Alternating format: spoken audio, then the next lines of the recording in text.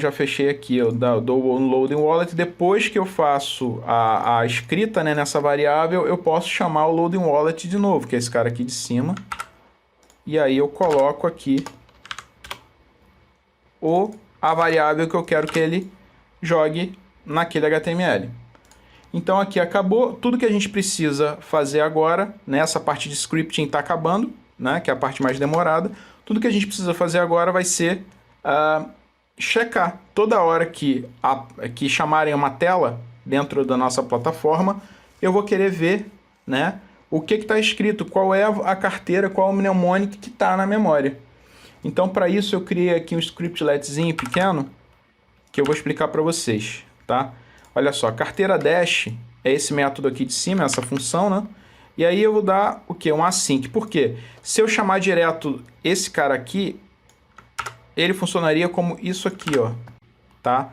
Mas, dessa forma, o JavaScript ele é assíncrono, significa que em algum momento específico vai acontecer de trazer o resultado ou não, né? Então ele vai ficar...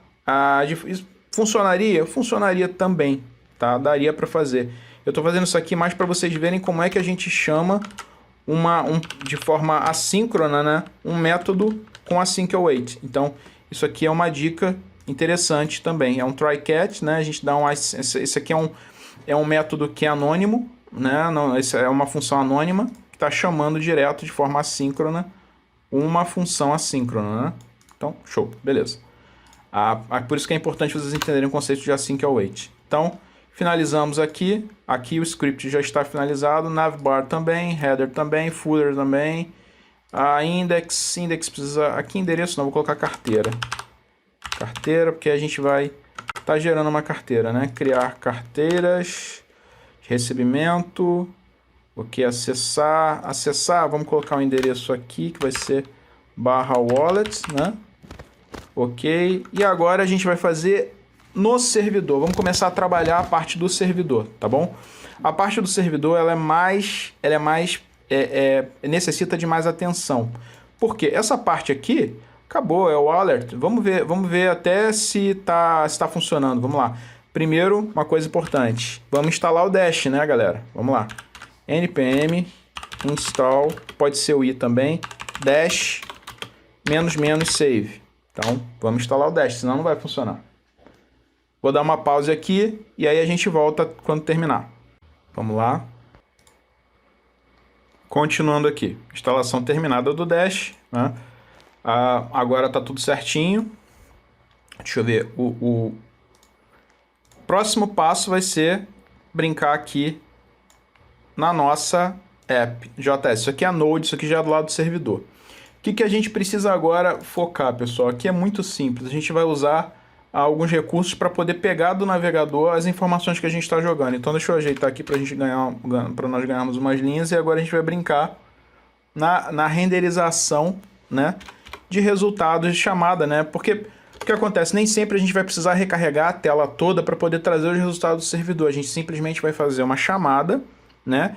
E esse servidor vai retornar para a gente em tempo de execução que a gente precisa do back-end. Então vamos lá. É bem simples, né? Na realidade, o que eu quero criar é um app.post, ok? E aí a gente vai fazer aqui, a gente vai colocar o famoso /API, né? E aí a gente vai colocar async, né? Porque é uma... Assim, deixar claro, pessoal, requisições HTTP não são assíncronas, elas são síncronas, tá? Mas eu estou usando métodos assíncronos aqui dentro, então se eu não colocar nada, ele vai reclamar. Enfim, qualquer linguagem, qualquer tecnologia que vocês estiverem utilizando, o HTTP ele é chamado, né, de forma assíncrona, né? Infelizmente é assim.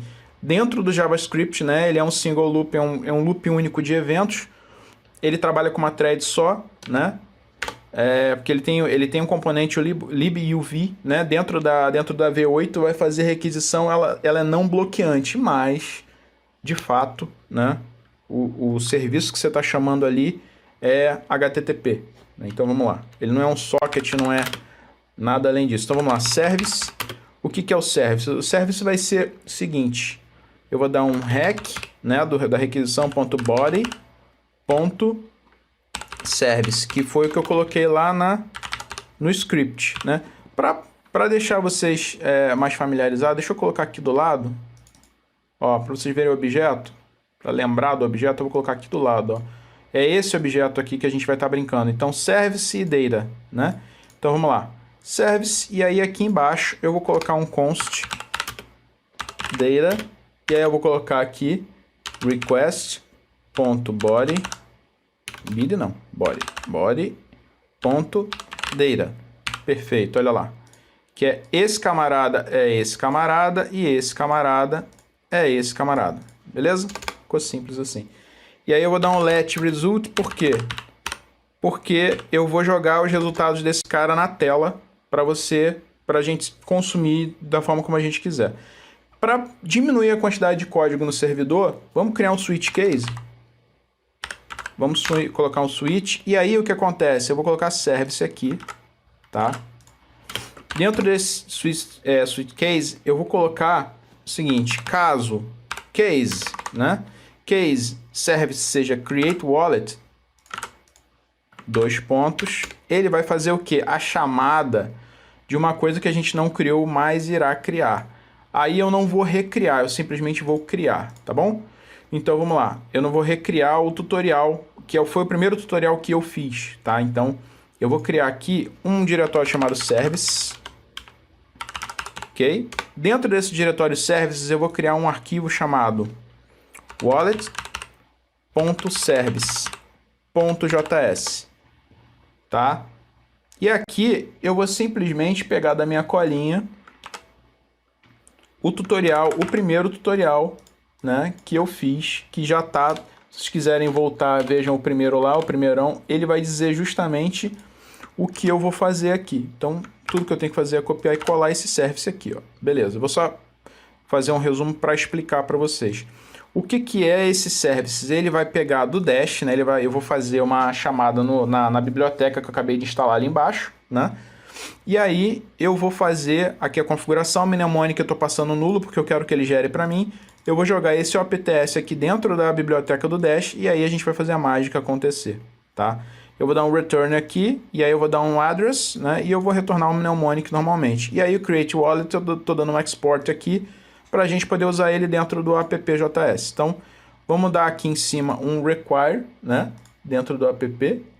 A gente vai chamar o wallet service. Então, vamos lá, const wallet service é igual a require. Eu estou usando require, mas a gente já poderia usar um import, tá, pessoal? Que eu estou fazendo da forma antiga primeiro, porque pode não fazer sentido, né? Pode ter gente usando versões antigas do Node, pode não funcionar. Então, dessa forma aqui, a ideal é que funcione tudo, né? Services, e aí ele já achou ali para mim o wallet service, ó. Pronto, acabou. Então, o wallet service já está ali. Se eu chegar aqui agora dentro do wallet service e eu colocar aqui dentro do meu switch case, ó, wallet service ponto, aí ele vai dar o create wallet para mim, tá? Eu preciso jogar alguma coisa dentro desse create wallet? Não. Olha lá, ele não pede nenhum tipo de parâmetro, então ele é simplesmente uma requisição e ele vai me retornar um result, né? Então meu result é esse, ok? Aqui eu já faço, tá faltando uma coisa, isso aqui é um método assíncrono, então eu vou dar um await aqui, perfeito? E aí aqui embaixo eu vou colocar o break, tá? Para facilitar, porque no switch case você tem que colocar o break para dizer que acabou, você não precisa mais continuar dentro desse fluxo aqui, do case do create wallet, no caso, né? Precisa fazer mais alguma coisa aqui? Não, depois eu vou adicionar um default aqui, caso não exista nenhum serviço, ele gera um erro, né? Mas eu não vou fazer isso agora não, senão o vídeo vai crescer muito. Vou colocar só um simples switch case. E aí eu vou fazer o servidor responder com JSON. Então, res.json. E aí eu vou colocar o result aqui, ó. Vamos colocar o result, pronto. O result está aqui. Então, o que isso quer dizer? Se você deixar o Ctrl pressionado nesse método, nessa função, ele já vai automaticamente mostrar a função. Olha lá. Ele mostrou a função para a gente, ó. Tá aqui, é essa função que a gente vai usar. Ok? Se você clicar aqui no Wallet Service, ele vai para o arquivo. Tá? É só você segurar o Ctrl, né, deixar o Ctrl pressionado e clicar lá. E aí você vai ver que aqui já é o tutorial, o primeiro tutorial que eu expliquei. Então aqui eu só estou pegando os objetos que estão lá no Dash, né, que vão ser responsáveis por essa requisição, e aí jogar na tela. Então vamos ver aqui, deixa eu ver aqui se está tudo finalizado, se eu preciso fazer alguma coisa, eu preciso fazer sim alguma coisa. Por quê? O Node ele tem algumas configurações que você tem que colocar aqui, porque eu estou usando o URL encoder, né? Então eu vou dar um use aqui. Deixa eu pegar aqui da minha cola para a gente ganhar um tempo. Eu estou usando dessa forma aqui. Eu estou falando pro Express, né, que é o meu middleware, que é o meu framework de requisição e resposta, né, para falar com o servidor, que eu estou usando dessa forma aqui. Tem várias outras formas, mas eu estou usando assim, tá bom? Então, bem simples. Vamos lá. Aqui, aplicação iniciada com sucesso. Eu acho que já é o suficiente. Vamos dar um node app, vamos ao contrário. Então, node app, agora ele vai... Opa, continua dando... Vamos lá, pessoal, continuando. Então, o que aconteceu aqui?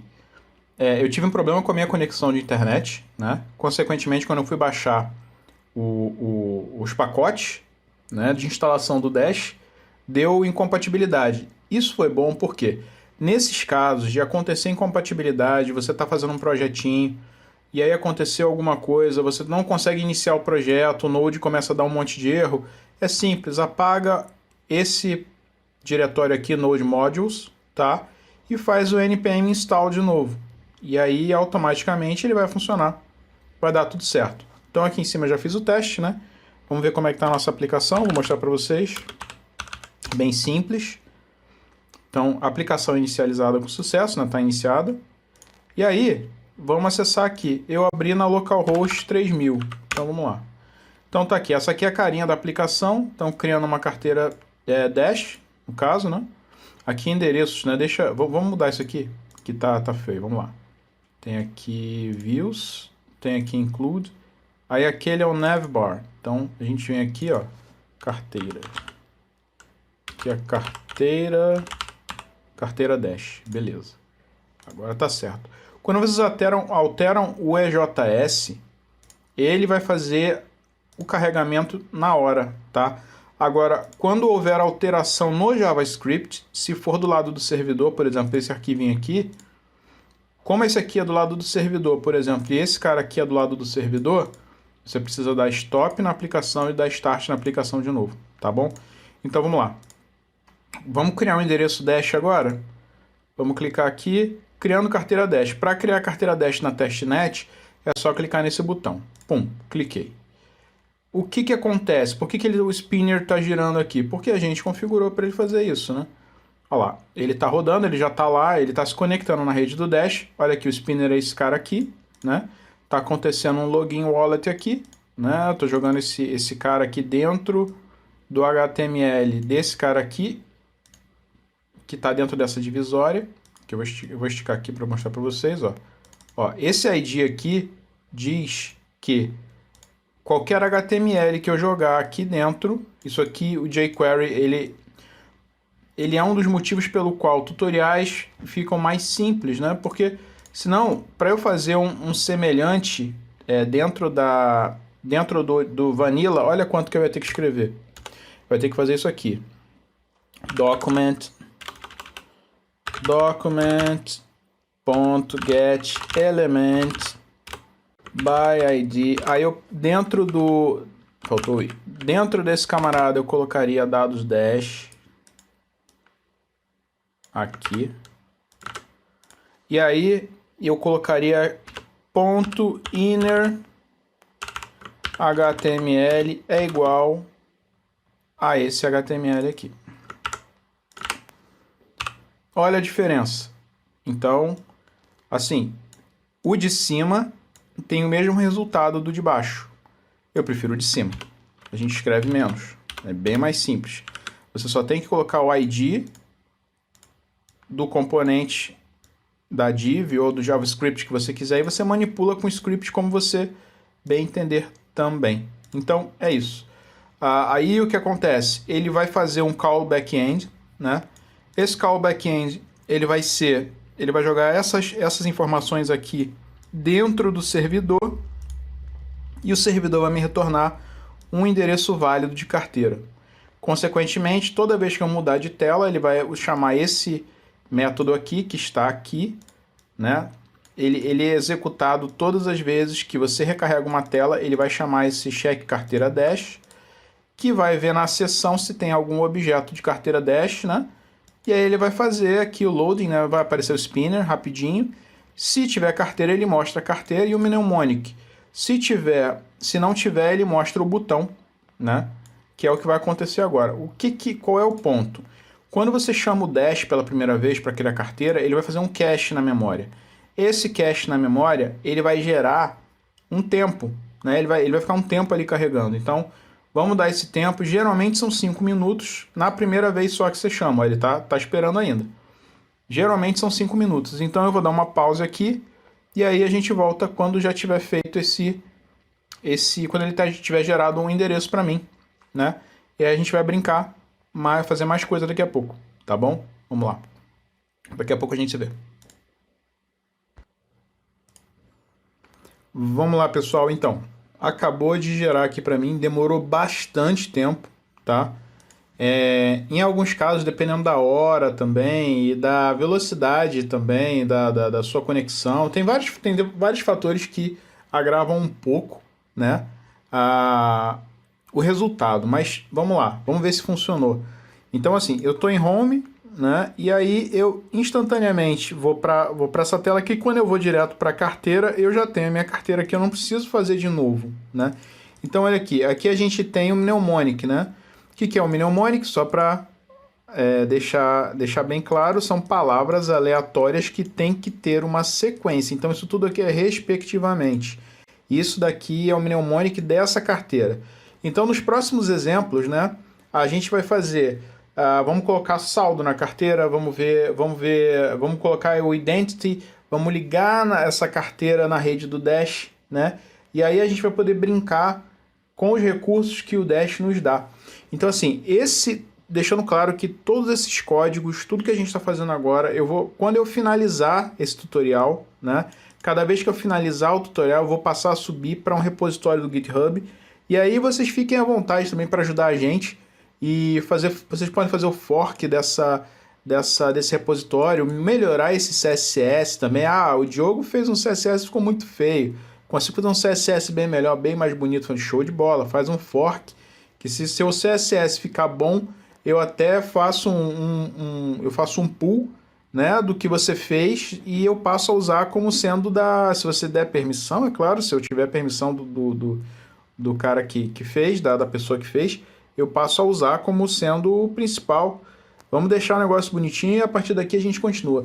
No próximo tutorial a gente vai criar o Identity, né? Lembrando que todo o material, todas as dúvidas que vocês tiverem, né, vai estar aqui. Tudo vai estar aqui, né? Aplicações, guia da marca. Eu queria logo do Dash, não tem problema, você vai achar aqui, né, o repositório. E aí você tem também algumas coisas dentro do Dash, né, além das aplicações, enfim. Você tem também o repositório oficial, onde tem alguns projetos lá dentro, né, bem interessantes. E nós temos aqui, deixa eu ver onde é que está esse... Não, esse aqui é o Dash Devs, né, que você pode conversar direto com os Dash Devs, né? Isso é bem legal, esse contato que você tem, né? E a documentação oficial que está aqui, né? Então você tem a referência da plataforma, você tem tutoriais, como conectar, create and fund wallet, aí você tem aqui dentro, né, essa estrutura. O próximo a gente vai brincar com esse camarada aqui, tá? Então a gente vai registrar uma identidade, depois a gente vai seguir essa sequência aqui para os próximos tutoriais.